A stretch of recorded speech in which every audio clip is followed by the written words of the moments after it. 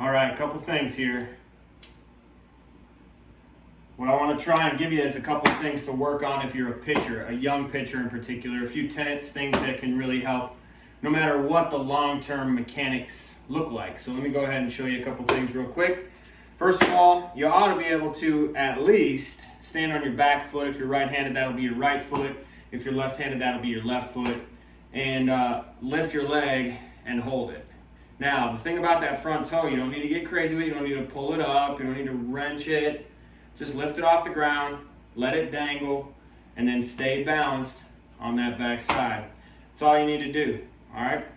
See a lot of people come up like this. They're off balance at the top, and then it affects everything else downstream, down the range there. So stay stacked, stay balanced on that back side, all right? And all you need to do, very simple drill. You don't even need a glove and ball.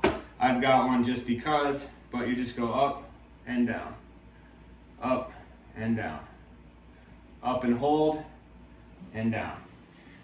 In addition to that drill, once you get the leg part right, the balance piece, then you can start working the hands. All right, I'll put my glove away.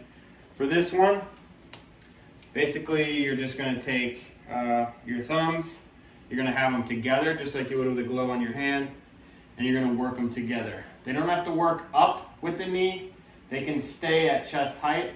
This is a good position for picks and things, so you might want to stay right around that chest shoulder height area for those types of reasons. Come on up, down.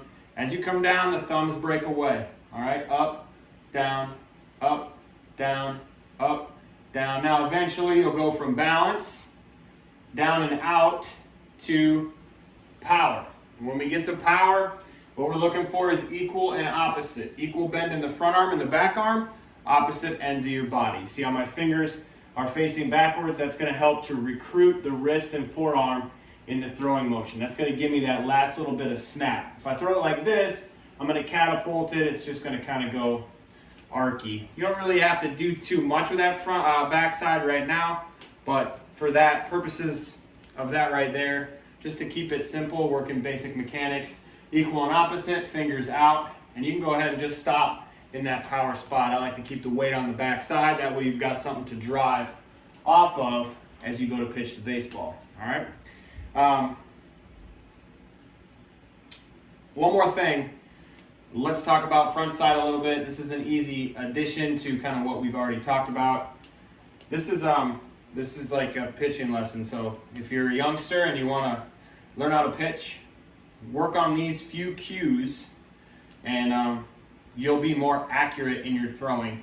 And then as you dial in these cues, you'll start becoming more powerful. And then ultimately what you want to do is feel the mechanical adjustment that needs to be made, and then make it from one pitch to the next, so that you don't end up getting into like a 7, 8, 10 ball stretch where it's troublesome. Front side mechanics, I'm talking upper body.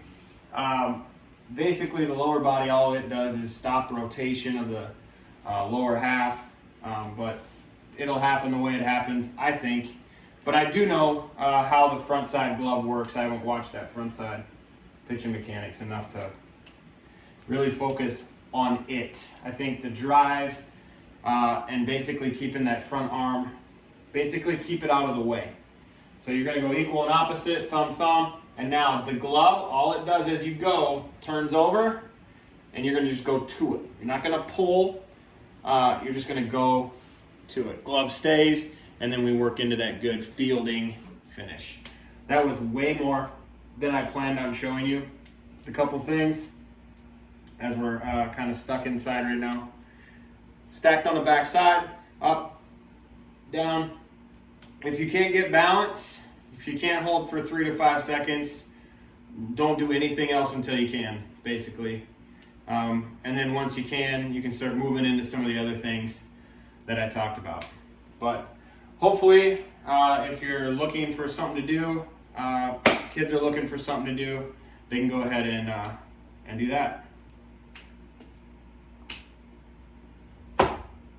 Peace.